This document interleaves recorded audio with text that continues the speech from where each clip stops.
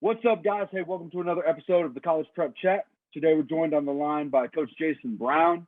He's got a wealth of knowledge. I think he's going to bring some good advice and some guidance for anybody who affects the life of a high school athlete.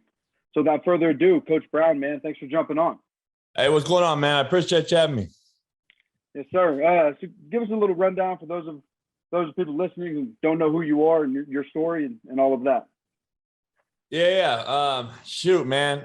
Many guys, I guess many people know me as the coach on Netflix, Last Chance U, but obviously doing it for 20 years prior to that is what where most people in the business know me from. They don't really know me from Netflix. They already knew me.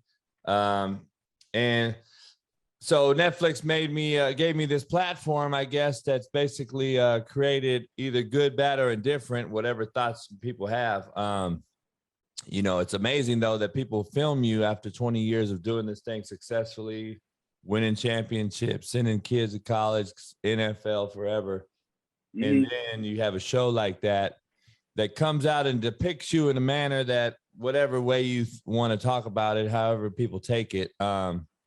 And then you kind of are looked at as a whole nother, you're looked at as a sore thumb. So it's kind of weird how this thing works. Perception is reality, man, in this world, in this business. And I tell people that all the time, man. I'm like, every day's an interview, man. So if you're willing to take this on, make sure you understand that somebody's always watching you. And kind of that's what happened here in this instance, and then gave me this platform, one of the most watched shows ever on Netflix, and I can't even go to Walmart, man. It's crazy still. I love what you said in there about every day being an interview. One thing that I talk to, the majority of the athletes I work with are 14 to 18-year-old kids, and they don't get that. They don't get that every day is an interview, and how you present yourself every day is important, right? Whether it's a coach that you've played for years, a recruiter who's coming to your school, or just somebody that you see out in public, and every day is an interview, and you don't get a second chance at a first impression. I love that. Yeah, man, it's in my book, Hate Me Now, Love Me Later, man, I talk about that in a certain chapter because I've actually not hired coaches that I've seen in Walmart parking lot. Just on how they were treating a woman or a lady they were pushing the cart they did not push the cart for certain things, or kids. I've seen kids in Walmart doing certain things that I knew if I was going to recruit him or not. And I was like, well, he's out he doesn't check the box that I'm looking for, because they did not know someone was watching them. And it's just like football coaches. We say eye in the sky don't lie. It's the same thing. Somebody's always watching you. I tell kids all the time, man, I'm like, if you're in Walmart line, sagging, saying the N-word, calling girls the B-word, whatever it may be, how do you know that the owner of Amazon's not two people behind you and was like, you know what, I would have hired that dude?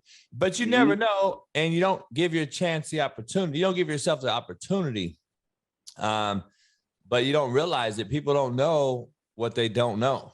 And that's the cool part about it. And I don't think coaches are doing a great job of getting that relayed anymore to the youngsters. So I don't think they realize that, these kids don't know anything. They know what they know and don't know what they don't know. And I think we do a bad job at the youth level, at the high school level, and now even at the college level of teaching those things. And it's all a bag chase, man, a bag grab, and all this stuff that they want to talk about now. The youngsters say, I don't think they really care about the future of these youngsters, and I don't know if the youngsters care about the future themselves, because the adults aren't teaching it. So that's just what it is. And every day is an interview, man, no matter where you are, what you're doing. It's somebody always watching. 100%. Who are you when nobody is watching? It's like, if you're a wide receiver, plays going the other way, what are you doing? Right? Are you blocking, or are you just loafing? Right? Yeah, it's one of those things. But like you said, the eye in the sky, you go to those all 22, everybody knows, man. No question, man. So one question we've put to everybody who's been on here is let's say you got a new kid into a program right? It's the end of the week. What do you want to be able to say about that kid in terms of how he showed up, how he's handled himself, and how he showed up prepared? It's a new kid that you recruited? Yeah, yeah. So let's say, man, it's his first week on campus. He's with your team now, and let's say it's middle of the summer. He just got there, and you're sitting there, coaching room. What do you want to be able to say about that kid? Ah, man, I'm a little different with that stuff, man. I bring in 200 kids every summer, and it's like, Mm-hmm. we go through the process of check marks basically when we recruit the kids. So I have a complete, character checklist, and it's basically about 28 things on there, and then I Mm-hmm. break it down to the final 10 once we start saying, okay, we're going to recruit this kid from the bottom level in high school or what have you. And it all Yep. depends, man. For me, a guy like me, we get three types of kids. You get the non-qualifying high school kid. You get a kid that gets booted out of Alabama for some type of dumbness or bad grades. And then you have the C, which is the third guy who just isn't playing at the 4-year and wants an opportunity to get re-recruited. So those are the three kids I deal with. Now, whatever kid that is that shows up to summer, if he's not there on time the first day we have our meeting, he's gone. So he drove all that way for nothing because I'm not letting him in the room. And then if how much shit did he bring with him? That was a huge thing for me, man, because if I would tell the kids in our letters, man, and their parents, do not bring anything. And the dorms have this and that in it. If you want to go get some certain things, but you may not make it.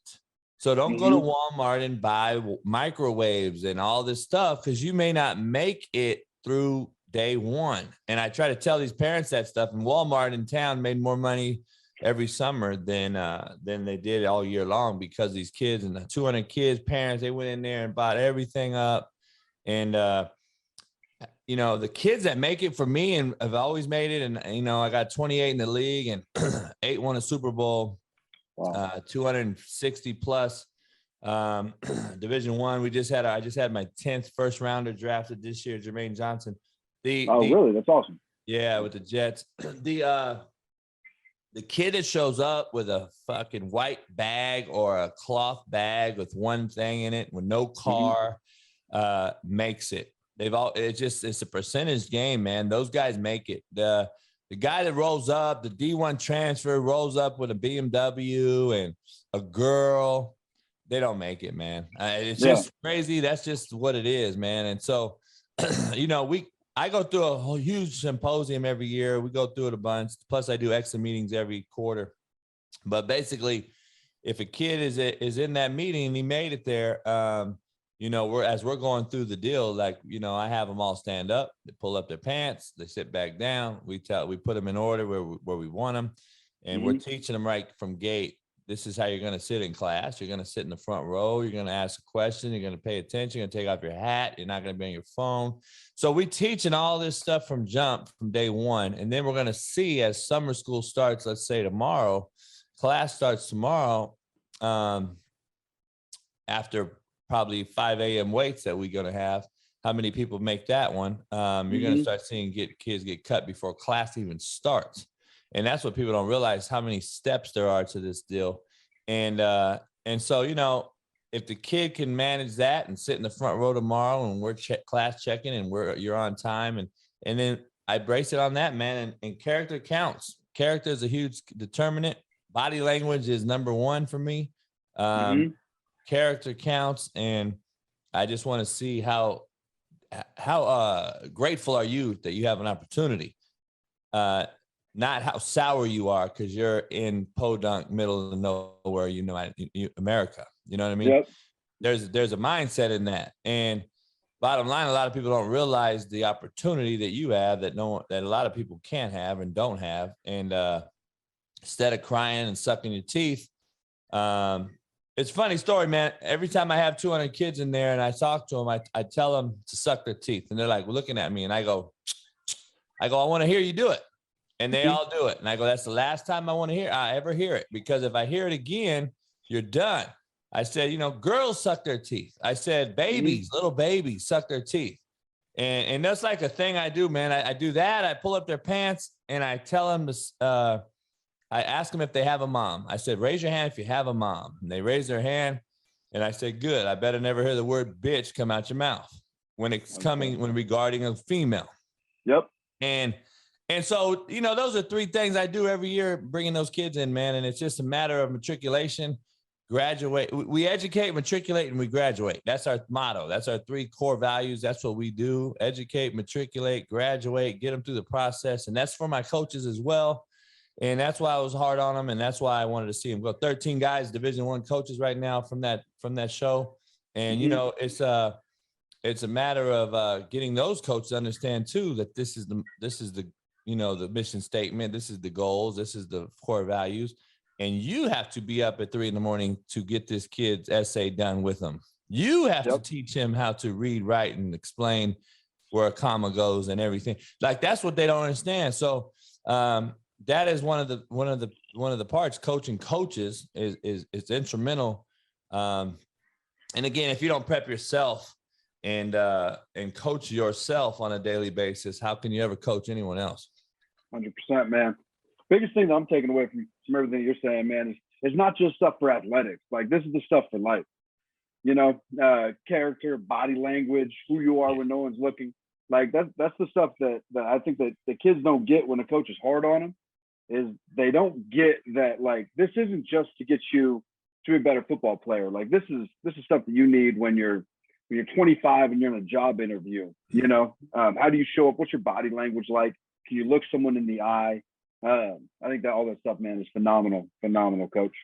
Yeah, it's a lot. I had one of my former players on my show yesterday. So I've had a bunch of my former players on lately, and they were just talking about that same thing. Like, man, I'm just a kicker, coach, and you know, you're MFing me if I'm running a class. And the thing is, like, you know, my coaches were the ones I was harder on the coaches than the players by far. People don't realize that, but you know, if you're going to be late too, you're already going to pay. You better be running like your piss is hot.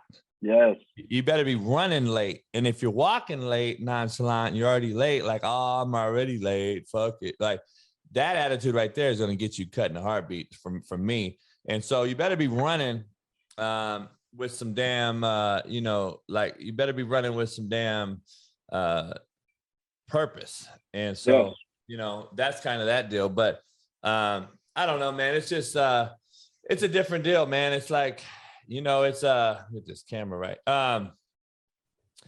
It's a different deal. You're different with dealing with kids from all walks, and you got to understand that each kid's treated differently independently, but the team's treated the same collectively.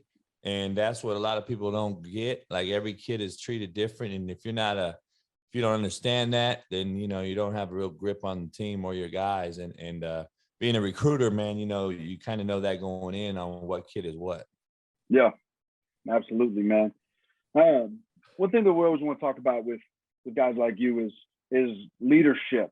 And I'm always very curious about, how would you define a leader? In your eyes, in your opinion, what is a leader to you? Real simple, man. Leaders create more leaders, not more followers. That's how I define it. So whether you're a CEO or a company or a manager or a head coach or basketball, football, baseball, I don't care what it is. You're a car salesman, a manager at a lot.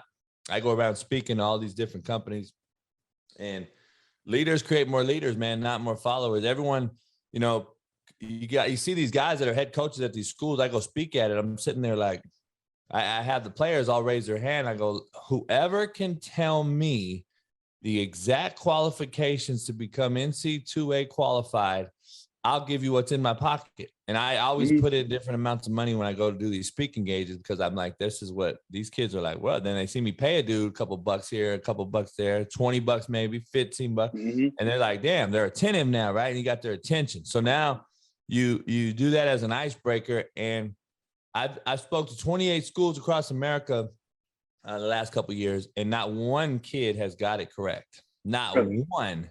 It is a fundamental. That's the epidemic. That's the real pandemic. And I say that to say this: leaders create more leaders. How the hell does your team, not one kid, know how the fuck to become eligible to go to college? And I look at every single coach. I go, you've all failed these kids.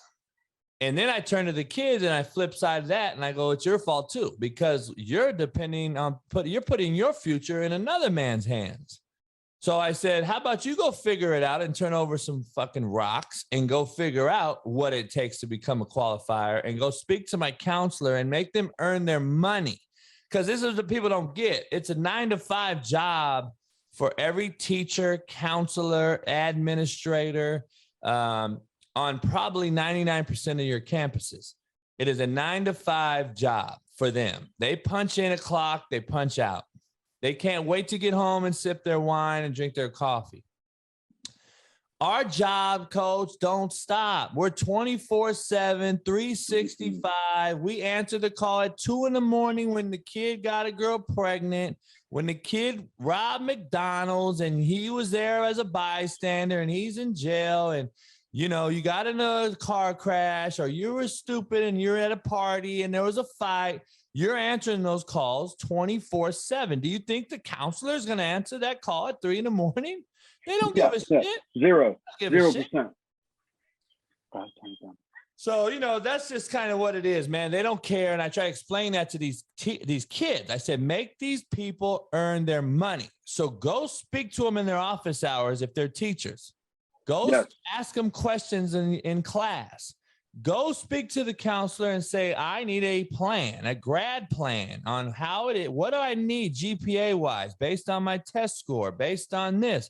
Nowadays, it's COVID. You don't even need the test score right now for the next couple of years. So that's also a whole big old, that's a whole nother ball game. That's just a big old slap in the face. That is basically actually crippling high school and junior college because you know, these kids can just go and now the D1s are getting them for free. Oh, walk on. You're already qualified. Just walk on.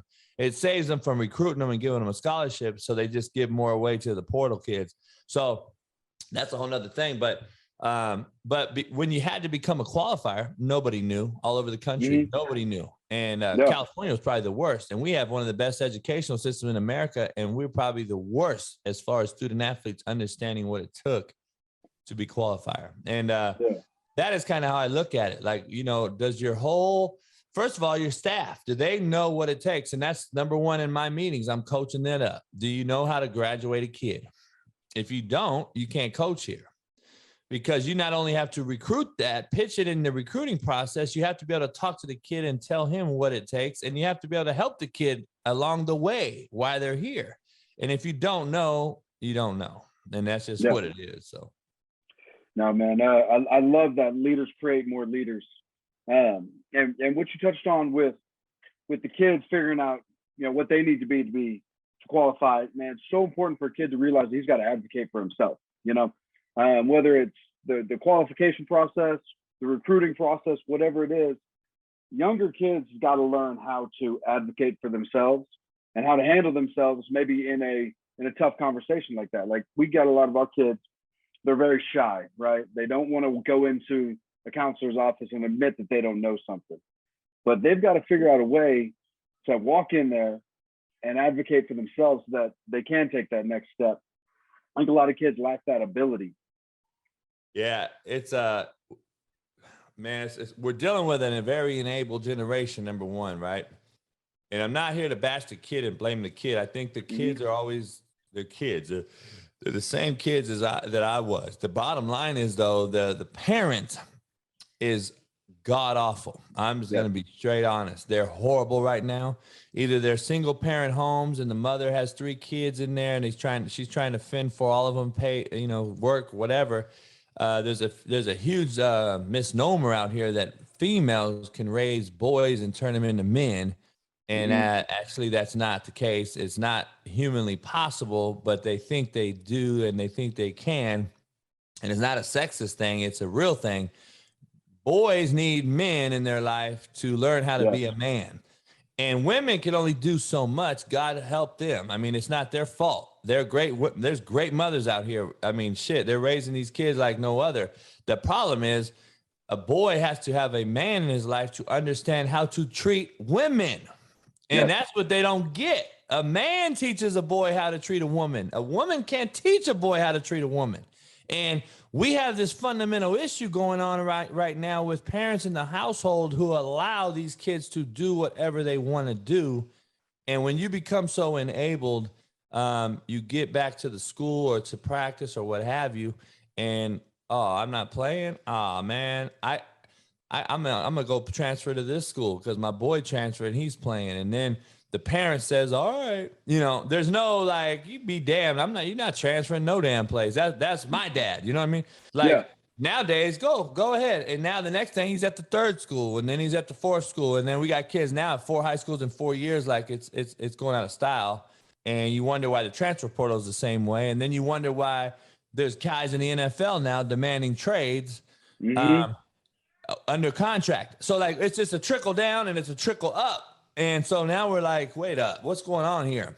Yeah. And, I don't know, man. It's a bad situation we're in with these parents and coaches, and I blame coaches as well because coaches are allowing it; they're not coaching it. And you either coach it or you allow it, and that's just period. That's all. That's my motto in coaching. And you coach it or you allow it. Did they finish through the line? Did they start before the line? If they didn't, we start over. Or did you allow them to do it? And now they think, all right, I can do it anytime. I cannot be on time to class now because coach allowed me to not finish through the line. And people don't realize how those things are attached. One little inch leads to you take an inch, and that becomes a mile. Shit stacks up, man. Shit starts to stack up, and people don't realize that it's imploding in front of our very own eyes. Shit is stacked up so high in America, or in the world for that matter, for this generation, that we've allowed shit so long. I don't know if we'll ever get it back. Yeah, man. One thing really stuck out to me when we were talking about transferring and kids, you hit a little bit of adversity and now we're going to go somewhere else, where the grass is greener. And kids got to learn to put their feet in the ground and fight, right? Like if it's week 1 and you're not the starting guy, well, can you change that? Or are you going to run to somewhere else? Right. And there's stuff in life when you get to be our age, there's stuff in life that like, you've got to put your foot in the ground and fight, right? You can't just go over here because it's easier. There's layers to this stuff that I think the transfer portal and kind of that culture of, man, it's going to be easier over here. I'm going to get my shot over here. It's screwing some kids up, man. I think it really is. Yeah, there's no tough skin at all no more because again, we're allowing it. We're not coaching it. So, the kids are leaving at an all-time rate because the coaches are allowing it instead of being hard on them. They're nice to them. And guess what happens? The kid still leaves. Yeah. So people don't understand. These coaches don't understand. These kids need discipline. They actually want it, but you don't know how to give it because you're kissing their asses so bad. So they don't transfer high schools on you as high school coaches, that you're so stuck on keeping them that they end up leaving anyway. And now you've crippled not only your own roster, but you just hurt that kid. And the bottom line is you need to try to save one of these kids. You're not going to save them all. And people need to stop trying to save them all. You're only going to save one of them. But, there is no more mental fortitude, man. There's no toughness. There's none of that stuff because they're allowed to do whatever they want. And that is the issue. There's no consequence to any action anymore. They can do what they want.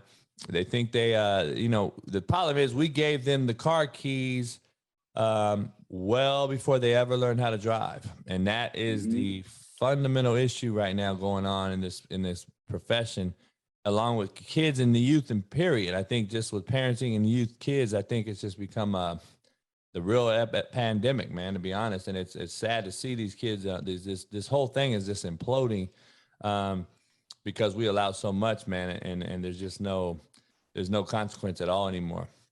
Yeah, 100%, man.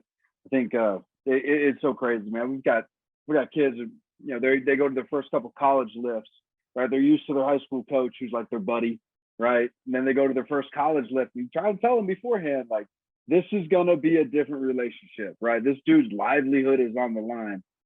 And they show up to their first college lift and they get motherfucked one time. And it's like, oh, coach, I'm going to hit the portal. Well, no, because at some point, you're not going to be an athlete. And you're going to have to walk into your boss's office, and he's going to be a whole lot harder on you than that coach. And you got to be able to handle it, or else you're going to be on the street. It's a wild thing, and kids, I think it goes down to everything in society. Kids got to get tougher, and they've got to be able to withstand a little bit more adversity than they can right now. Yeah, it's so much to it, man, because of the online social media aspect to they can be an IG model or a YouTuber. They're like, I'll go make money on YouTube. This is their mentality, because if you look at it, they're playing video games. They're not watching their position play. Yeah. So if you notice, these kids don't know who Walter Payton is. They don't know who Eric Dickerson is. They don't know who anyone is in their that play their position, who are like Hall of Fame old school guys that kind of pave the way for them, right? So I look at it as one thing. There's no respect at all for not only the game, but for the forefathers that have allowed you guys to go earn money now. And then for you to disrespect the game and the folks that paved the way for you to make these big amounts of money now that they never got to make, by the way, when they were in the league. They made Eric Dickerson never made $1 million in his career in 1 year, ever. Yes. And to me, he's the best back of all time. But, he never made that money. Now you got guys making $30 million who don't respect what was laid for them. And it's just like, we've allowed this so bad, like kids telling parents what they will and won't eat at the store. I'm not eating that shit. I'm just looking at it like, wow, you paid bills before, huh? You've put lights on, you've put kids through college. Like, this is the thing, but the parents allow it, right? So what's going to happen? They're going to continue to do it. And, it's just, man, there's a lot of things. There's a lot of things, man, that, I could get into. I talk about this type of stuff all the time, but it's just, we have a fundamental issue, man. It starts at home. It starts with the coach. And until we put a stop to it, it's just going to continue to spiral out of control. 100%, man. So I think all this stuff is gold, man. I truly appreciate your outlook on it. And one thing that I've seen talking a lot about on social media is just kind of the culture, like the world's gone mad, right? And I really appreciate your mindset and the way that you look at it. So as we wrap this up, man, I'm asking everybody to leave us like with a quote or a mantra or something that you live by or something that inspires you. Man, fear. You guys, you should always understand what it means. So like, people don't realize, I think when I talk about fear, everyone talks about, the word fear alone, I think, sits in the back of everybody's brain. And you fear something. You fear to fail. You fear, and before I tell you the word, this is you want to know what the number one reason why kids enter the portal that no one wants to talk about? It's fear because of a peer pressure. So what it is their peers. Me and you are both 4-star kids at a high school. You go to Alabama, I go to LSU. I go to LSU. I'm a 4-star just like you. You were actually the bigger name. You went to Alabama, but I started LSU as a true freshman. You redshirted at Bama, and it's on social media. Damn, dog, you ain't playing at Bama. Johnny playing at LSU like crazy. You were better than him. And people don't understand. And then peer pressure hits them. No, I'm not playing. My boy's playing. I was better than them. And boom, portal. Because of the peer pressure of all the social media idiots out there who know nothing, they don't realize Saban has everybody in the league. Like, if you go there, you're going to go to the league. How about you go through the process? You know what I mean? There's just one of those things, man. And I think fear is what the word that I like to use. Fear is the word. And they fear something. And I'm like, dude, so years ago, when I was as a coach, I was like, you know what? I'm a huge acronym guy. I'm a huge quote guy. And I'm like, let me put together something that fear stands for. And so, fear, you can use it two ways, right? You can use it as like, forget everything and run. Fear, forget everything and run. That's what everyone does right now. Mm-hmm. That is kind of how they define fear. That's what I like to look at as fear, how it's defined by these youngsters. Forget everything and fucking run, man. That's fear for them. And then the way that me, you, and other people probably look at it is face everything and rise.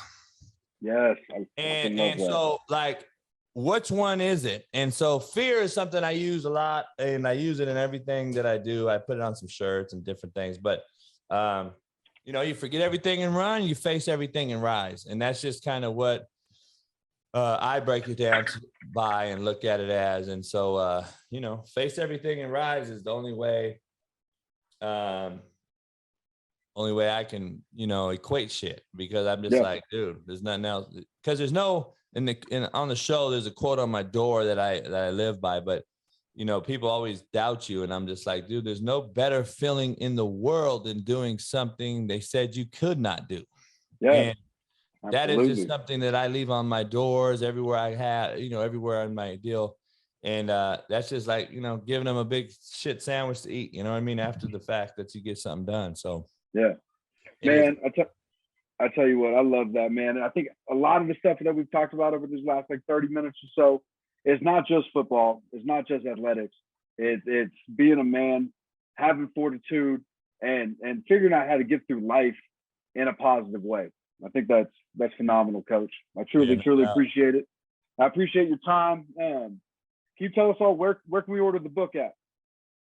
Man, you can get this. Hate Me anywhere, man. On Amazon, my website, CoachJBStore.com. There's a lot of big-time NFL D1 coaches testimonials in here about me and different things. It made a #1 bestseller. I mean, it came out good, man. I might do a second one, but Amazon or CoachJBStore.com, I do personalized autographed ones. So either way, I do, you know, and then I got all kind of merch now. So we got a ton of merch on CoachJBStore.com. You can get Hate Me Now, Love Me Later shirts, slapstick shirts, hoodies, short sleeve hoodies. You can get it all, beanies, everything. So we got it all. My whiskey and vodka is also on there, and my cigars will be out in about a week and a half. So okay, very nice. Yeah. So we got it all, man. Short, fat, skinny, and tall. You know. Hey, man. Well, thank you so much, Coach. I truly appreciate it, man. And best of luck to you in everything that you're doing. Hey, I appreciate you, brother. Yes, sir. Yes.